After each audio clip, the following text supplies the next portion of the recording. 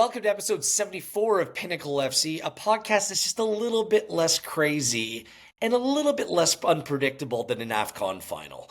Gareth Wheeler, Jake Osgathorpe with you, hoping that Jake doesn't walk off mid-podcast here just to storm back on. I can intentionally miss a penalty, and I'll just get on with things. That's kind of how we can roll. Have you ever seen anything like that in your life? As to what played out in the AFCON final. By the way, congratulations. We didn't do our picks and plays, but I mean, there was no game on the planet that screamed under more than that fixture. But all the other shenanigans with the towel in the background and the ball, like it was just absolute madness.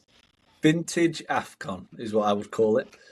There always seems to be something during an AFCON tournament. I mean, last time it was Ivory Coast sacking the manager halfway through the tournament and winning it. This time it was Senegal walking off, refusing to play after a penalty went against them, to the point where it completely psyched Brahim Diaz out. I mean, there's talks that he might have done it intentionally just to kind of calm it down. But if you're doing it intentionally, you wouldn't try Panenka. You just pass it back. That would look even like that wasn't even a proper Panenka. It was the most simple back pass that you've ever seen, and the Senegal players just kind of didn't even react to it. I think it was a fait accompli. I'm not being funny. If I was him, I don't care. I'm scoring that penalty. Me too. But I'm taking that and scoring who knows it. what I'll deal with said. the backlash afterwards while I'm holding my medal. Look at this, boys. Yeah, no, it was just such a weird ending to the game, wasn't it? And then a good goal to win it in extra time. But classic AFCON, there's never a dull moment, ever.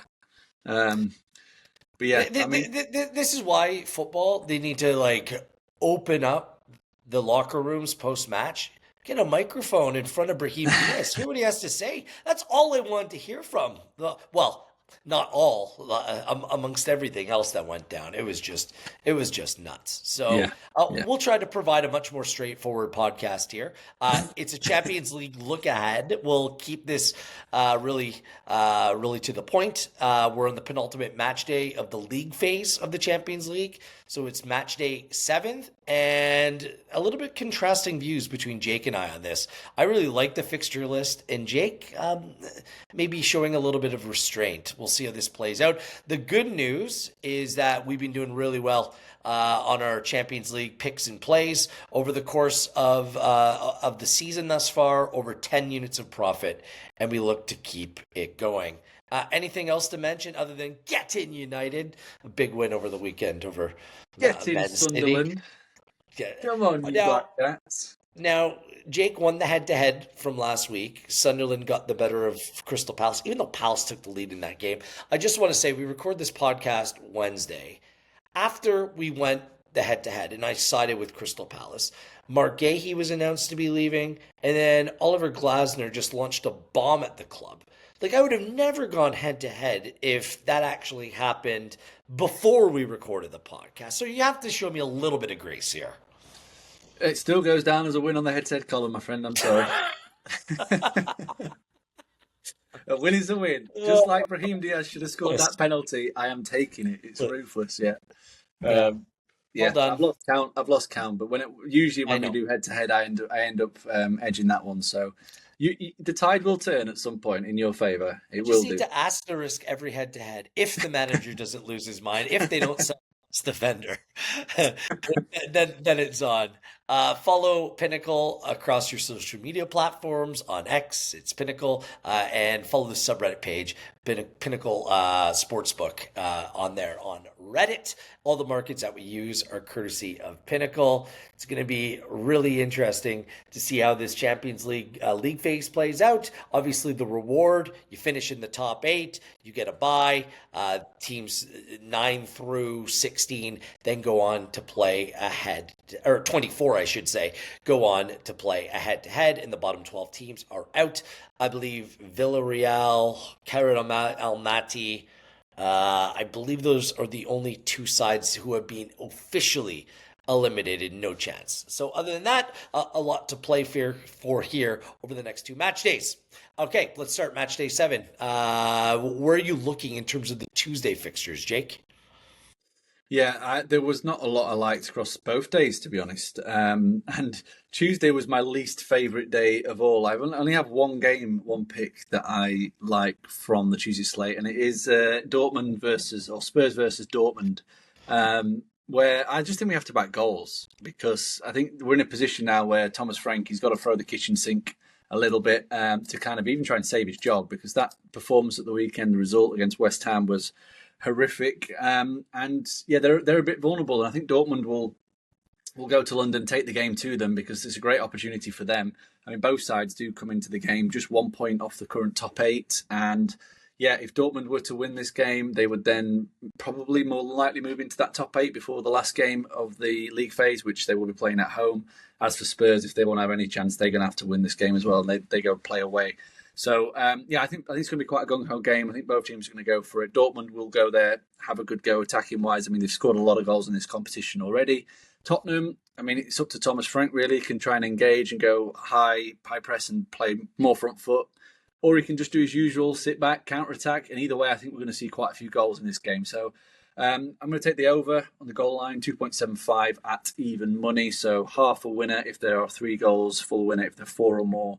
Dortmund's games have been mental for goals in the Champions League. Just the 5.3 per game. So, yeah, it wouldn't be at all surprising to see another one of those games.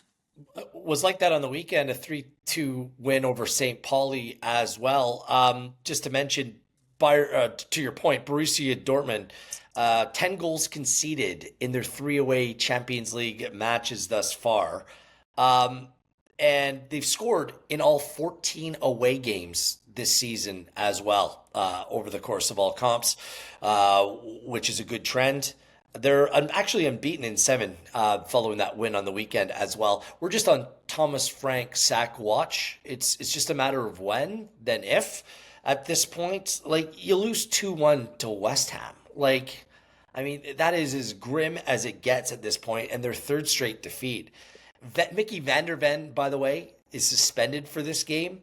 Ben Davies came off, stretchered off on the weekend as well. Excuse me, to add to the number of injuries. I think they just miss Mohamed Kudus so much.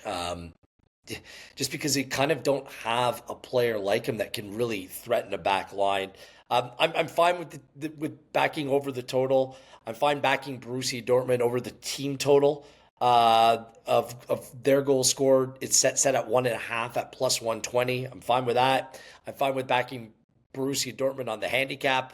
It's at 0 at minus 123. That's still a bettable range because I just don't see Spurs winning this game. And if you want to back Borussia Dortmund outright, you can find them on Pinnacle at plus 146. There's only one side that you need that you can back here, just in terms of if you're going to play anything but the goals. And that is the away side in this one. Just it is completely toxic, and it's gone. Last year was sideways. I mean, it's tipped over when it comes to Tottenham Hotspur now. They've gone backwards ultimately. No, at least under Postecoglou, they were trying to play a proactive style of football, and they finished 17th in the league, yes, but they also won the Europa League, and that was kind of the whole calling. It was, we're going to rest in the league, and we're going to try and win the competition. So you have to forgive them for that. Whereas this is just bad. The football's bad. The results are bad. I will just say they are bad. Yeah, the money is coming for Dortmund quite quickly. So if you want to make a pro Dortmund play, I mean, they opened up around plus 180. They're now plus 139 just to go there. Wow. I mean, an hour ago was plus 146. So get them when you can. Exactly. Conor Gallagher went straight into the team on the weekend, but I mean, he's not registered.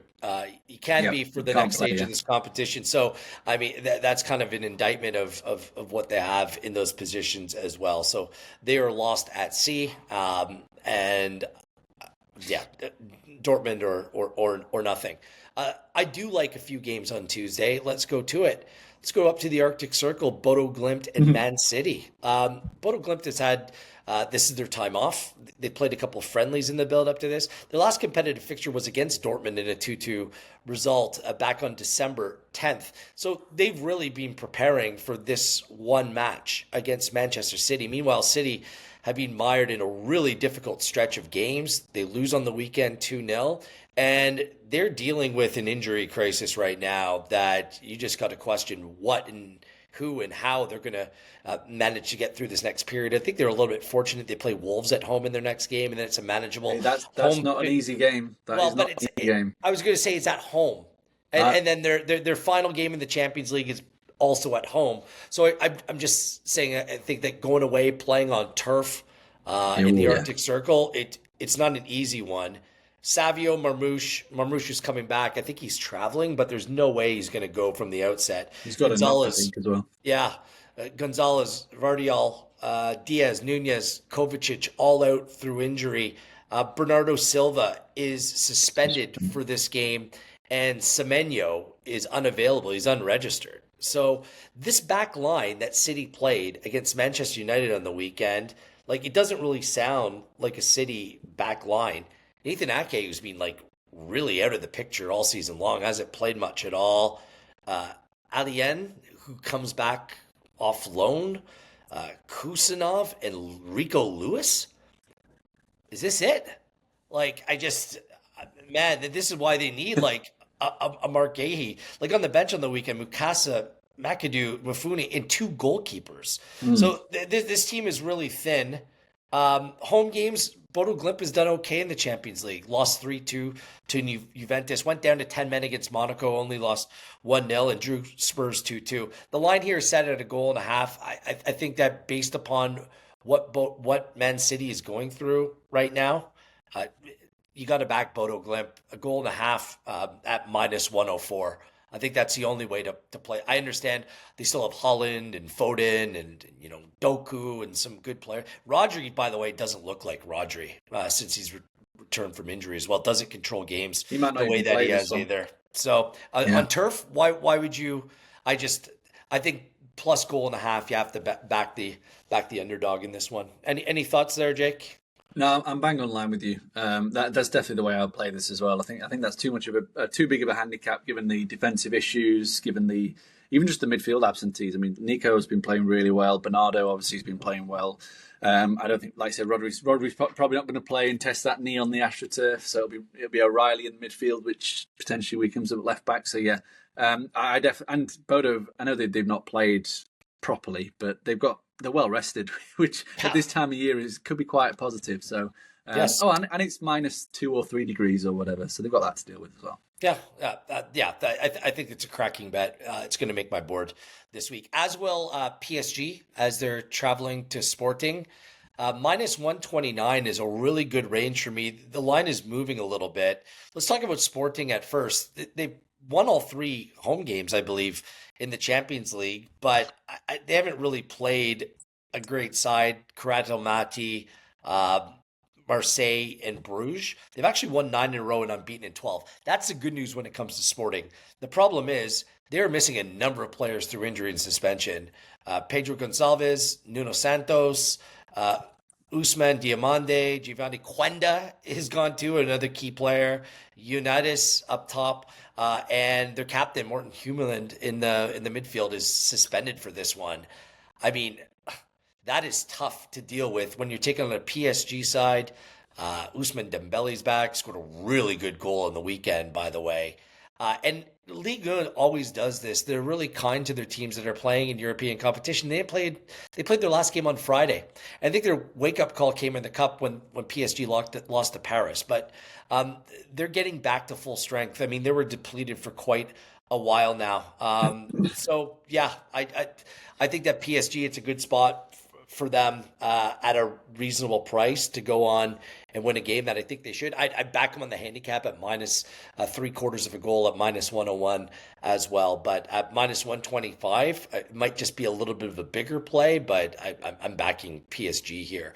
I mean, you saw Sporting when they stepped up in competition, played Bayern Munich, gave it a go for 45 minutes. And that was when they were at more full strength. Ended up losing that game 3-1. I can see something very similar playing out here, Jake. So PSG, good range for them at minus 129. If you have nothing to add, I'll just keep on going. I want to get on side with Copenhagen at home against Napoli. You can get them at plus half a goal at even money.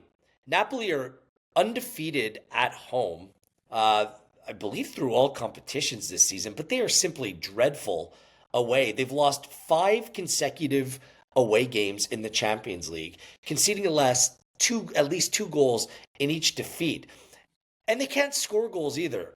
Only the former Manchester United duo of Rasmus Højlund and Scott McTominay have scored in this competition this year. They're 0-3 away in the Champions League, 2 goals scored, 10 conceded, and they're fifth from the bottom in terms of expected goal differential away as well. So across the board, it's been really poor. Injuries are an issue. Politano, Romani left the game this weekend through injury, an important defeat.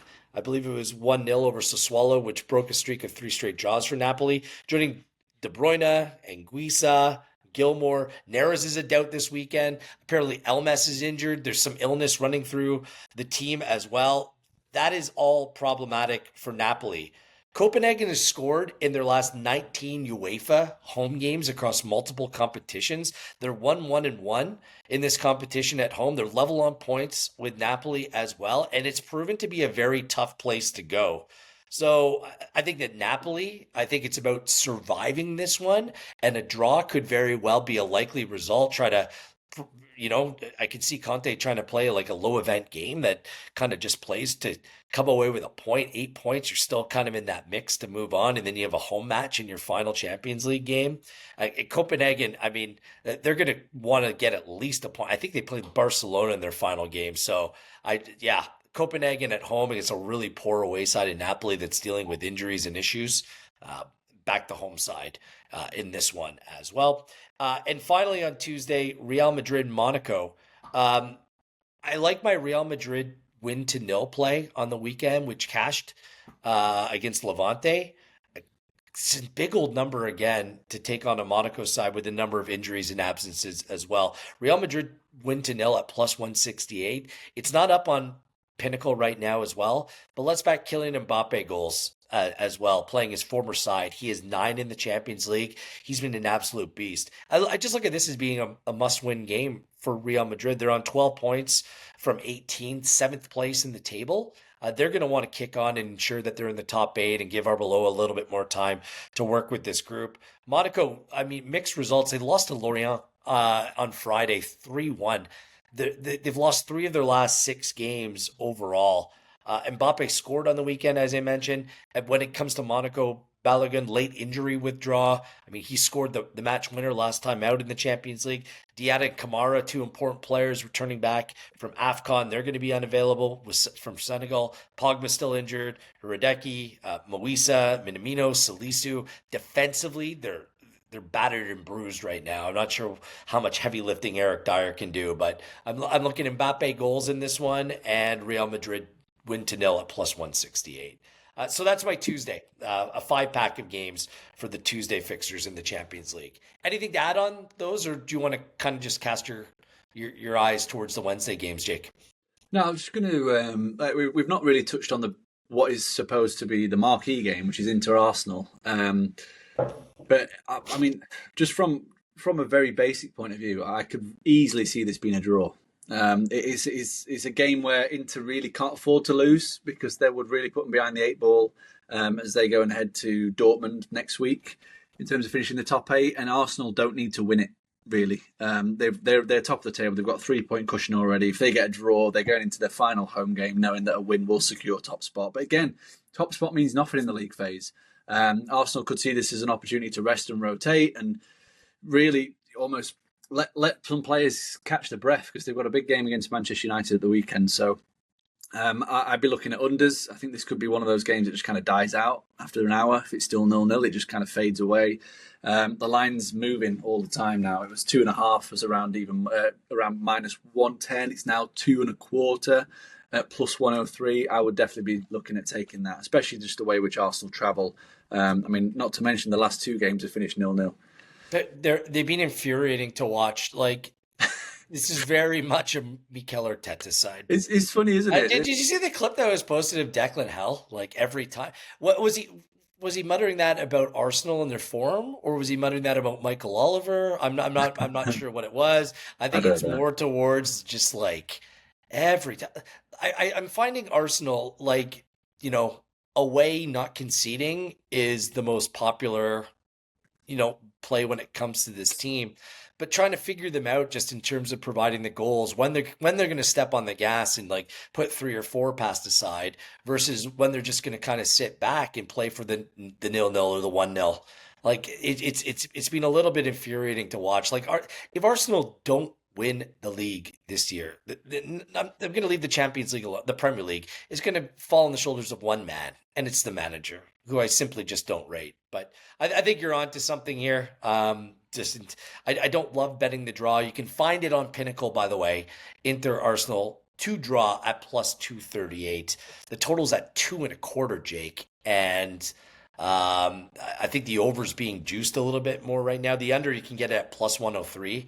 That might be the salient play, but I find Arsenal a little bit unpredictable when it comes to, will they step on the gas in this game? I think it's more probably something that you want to watch and make a live bet. I think you want to play it live and see what their approach looks like before you pull the trigger. That's kind of where I stand. Cool. Let's ride on to Wednesday, where I have a little bit more to say. I like the Wednesday a little bit better. Thank God, because I have less to say about Wednesday, and no one wants to hear from me anymore. They want to hear from the Wizard of Oz, Jake Osgathorpe. So let's get started with Atalanta at home to Bilbao. This is just a no-brainer play for me. Minus 116 for the home win is... Do you want to go the under? I'm pointing under. Sorry. Right. No, I'm taking the home win. I'm just taking the home win. Okay. Yeah. No messing around. No need to hide behind the sofa and just in case there's a goal. No, I'm taking the home win. I think this is a really, really obvious play for me. I mean, they're flying at the moment under the new manager. They've won 9 of 13 in all competitions. They've won 6 of 7 at home under Palladino. The XG battle, they've won that in 10 of the 13 as well, which suggests that the results will be repeatable if they continue playing the same way. And Bilbao are the exact opposite. I mean, they've won just 5 of the last 26 in all competitions, which is miserable. And they've lost 14 of those 26 as well, which is not something you would associate with Bilbao, generally quite a difficult team to beat. And away from home, it gets even worse. I mean, they've only won once in 15 away games all season. And they've lost 9 of those 15. So they do not travel very well at all. That includes games against third-tier and second-tier teams in the Copa del Rey in the last couple of weeks that they've failed to win away from home in 90 minutes. So I think back the home team to win. They're also in a position where a win all but guarantees them a top 8 finish. They're currently 5th at the moment. They've got a 1 point cushion on Liverpool. So a win puts them in a great spot to finish in the top 8, which would be a huge achievement for Atalanta. They've really enjoyed the Champions League since its change of format. So, Atalanta to win at minus 116 is one of my favourite bets of the week. I just think you have to back the under. I'm just going to leave the result. I understand what you're saying, but I mean, Athletic Club has scored 9 away goals in 10 La Liga games. They've scored just 1 away in the Champions League, which includes travels to the juggernaut known as Slavia Prague. I mean, Newcastle's a tough one, and Borussia Dortmund, who loves to concede for fun. They can't score. And Atalanta now have played to the under in their last 6 games, under 2.5 in their last 6. And just it's a much more defense. It's a complete opposite team to the way they play from last season. Like under 2.5 at minus 113. I'm staring at that like, yeah, okay, sign me up. It's going to make my board for sure, which might be the kiss of death, but I was going to say, I'd be leaning the other way just because of the must-win nature for Bilbao. I mean, they come into the 28th in the league phase. They are 2 points off the top 24. Do they have the ability to go on and do it? I understand. Maybe not, but they're going to have to go to Atalanta and win, because if they go there and draw, they could end up being 3 points off, 3 points or more off the pace, and basically need goal difference as well as a goal swing as well as a result in the final game. Whereas a win here gives them a great chance of finishing the top 24. So I think this is going to be. It could be one of those games that's a surprising over where Bilbao play more front-footed, play a little bit more open, and Atalanta obviously have the quality to pick them off. So, yeah, if anything, I'll be leaning towards the over, but I just like Atalanta to win. I think they're the better team. They've got more options. You're trying to talk me off putting it on my board. So no, I was thinking more head-to-head, but, Well, we know how that works out, and the answer's not well for me. Okay, what else are you looking at on Wednesday? I like Bayern Munich's team total against Union Saint-Gilloise, which again may seem like a really obvious play. It is a high total. It's at 3.5, so you're needing them to score 4 goals or more. It's a plus 112, so you get a decent number. But yeah, Bayern they're so explosive in attack. I mean, since they come back from the winter break, they've scored 8, 3, and 5, and the 5 obviously came at Leipzig at the weekend. Scored 4 in 45 minutes to turn that game around. 5 in the second half, by the way. Yeah. It's just there's no team in world football that's better to watch right now than Bayern Munich. They've scored 71 goals in the Bundesliga. The next highest total amongst any team, I believe, is Eintracht Frankfurt at 38. They're averaging 3.9 goals per game domestically.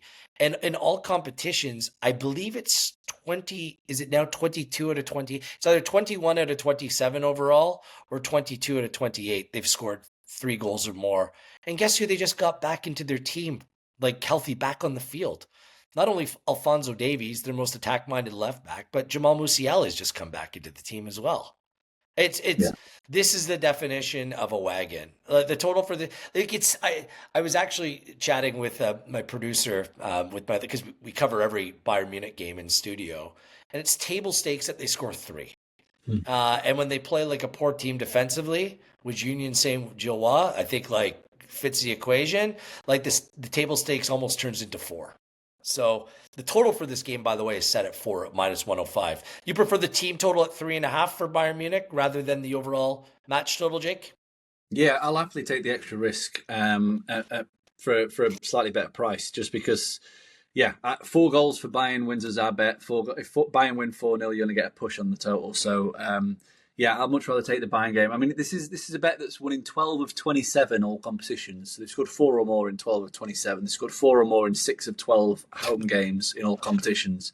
And Union Saint-Gilloise, they've conceded 4 in 2 of their 6 Champions League games against arguably the better teams that they've played. I mean, Newcastle and Inter, they both came in Belgium as well. This is away from home in Germany at the best attacking team in Europe. They're averaging 2.5 expected goals per game, are Bayern. And Union Saint-Gilloise, they're conceding 2.4 expected goals against, which is the 6th worst in the Champions League. So, very strong attack versus weak defence. And Bayern, they're one of those teams, Bayern, where it's not like a Man City or an Arsenal where they just kind of put you away 2-0 and then just control the game. They literally go for the throw at every opportunity. They want to score 4, 5, 6, 7, 8. They want to really rack up a score, and they enjoy really slaughtering their opponents. And I think they could do that. There has been a little bit of a trend for Bayern Munich conceding first and then coming back as well. It's turning into a really, really good bet. And look, Konrad Laimer is out. They don't really have a really like-for-like replacement. 19-year-old Tom Bischoff played there on the weekend. They can be exposed defensively at times. So I lean to the match total, but I mean, you're getting a little bit more backing just Bayern Munich on the team total. So either way you slice it, I just can't oppose the goals when Bayern Munich's playing at all. So good one, Jake. Anything else? Yes, Juventus versus Benfica. I think this could get quite spicy. It's quite a big game, really, because you've got Juventus the 17th on 9 points, Benfica 25th on 6 points. So, this is Juventus' last home game, obviously, but Benfica really need a result to give themselves a chance heading into their final home game. A lot to play for, and there's plenty of hot heads on the pitch, and we've got a good referee for this game as well. Serdar Gozubukuk, he's averaged 6 cards per game. Sounds about right. Europe. Yeah, that's him. Very, very recognisable. He's averaging 6 cards per game in Europe this season, and the line's set at 4 here at minus 103. So over 4 bookings at minus 103. Exactly 4, you get your money back just as you would do on any other kind of total bet. 5 or more, we get a nice winner. And I just think this is one of those where the magnitude of the game, the emotion, if Juventus take a lead, I think Benfica could easily kick off because it's kind of game over for them. Juventus are then pulling Benfica back at every attack. And, the dark arts come out because it is such an important game for both teams. So I like the line, the booking line, given the referee and the state of play. Juventus hasn't lost at home in Serie A all season long. I think on the weekend, they completely burned me. They lost to Cagliari away 1-0 in that game. very few chances either way. Perhaps there's a little bit of a look-ahead spot because this has to be a priority going on to win this game. I think you can back the home side against a very average Benfica team. Let's be honest. Minus 125 is I'm surprised that you're getting that kind of number for this game to back Juventus. So that's just a straight up play for me. I'm backing Juventus to win. Okay. Carry on. We got a couple more games to deal with. You're shaking your head. You're done? I'm out. Yeah, that's it. You're done? Yep. I think there's a little bit of value backing Galatasaray at home. They take on Atletico Madrid, who are just not the same team away as they are home. Atletico Madrid ninth in La Liga in terms of away expected point totals. And it's kind of carried over in the Champions League. Yeah, they've gone to some tough places. They lost at Liverpool. They lost 4-0 at Arsenal. But Galatasaray is a tough place to go. They already beat Liverpool in this competition at home. And yeah, the fact that it's Gala at home, Atleti away, Atleti in a decent enough spot in the Champions League as well. You can get half a goal on the handicap at plus 108 backing the home side.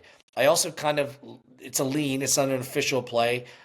Marseille at home to Liverpool, back them half a goal. So a draw or win for the home side at minus 111. Again, Liverpool with the absences that they have, I know they've got some players back into the team, but their form hasn't been great. They tied Burnley on the weekend. Szoboszlai missed a pen, but still 1-1 to Burnley. Liverpool are still not in a place I fully trust them going on to take on Roberto De Zerbi. I think he's looking to make an impression, whether he's going to be up for the United job or any other job. I think it's a big game for both the manager personally, as well as the team. So I like backing the home side there. And you mentioned the Bayern Munich team total. You got to back the Barcelona team total. Goals over 2.5 at minus 111 at Slavia Prague as well. We picked on Slavia Prague over the course of this Champions League campaign. Picked on them. You beat them with a stick at every opportunity. They keep on paying out. So I'll put away the stick when they stop doing that. 2.5. I'm surprised it hasn't gone up to 3.5. To be honest, at an inflated plus number. Instead, it's still minus 111. So I want to mention Barcelona. Okay, let's go to our big board. Official picks and plays, which has been good in the Champions League, not so much in our regular domestic podcast. But here we go. Let's build off that over 10 units of combined profit. Where are you going with this one, Jake? Well, I only put up 5 selections, so I'll put a unit on all 5. Keep it very simple. Okay. Under 2.25 goals in Inter Arsenal plus 103. Over 2.75 goals in Spurs Dortmund even money. Atalanta to beat Bilbao minus 116. Bayern to score 4 or more goals plus 110. And over 4 bookings in the Juventus Benfica game at minus 103. Okay. Let's go a full unit. Bodo Glimt on the handicap plus 1.5 at minus 104. Same thing for Copenhagen, a full unit play at plus half a goal even money as they host Napoli. I'm going to go 1.5 units on PSG outright win at Sporting at minus 129, which means I have 1.5 units to play with. Let's go. You tried to talk me off the. I'm still going to back half a unit play. Atalanta Bilbao and the under. Thank you very much. And a full unit on Juventus to beat Benfica at minus 125. Follow along across our social media accounts while you're watching or listening to this podcast. Please subscribe and please like the podcast. It does the world of help for us as well. We'll be back on Wednesday, just in a couple days, to look at the weekend that will be across European football's top leagues. In the meantime, I want to thank you, Jake, and I want to thank everyone at Pinnacle. This has been a Champions League edition of Pinnacle FC.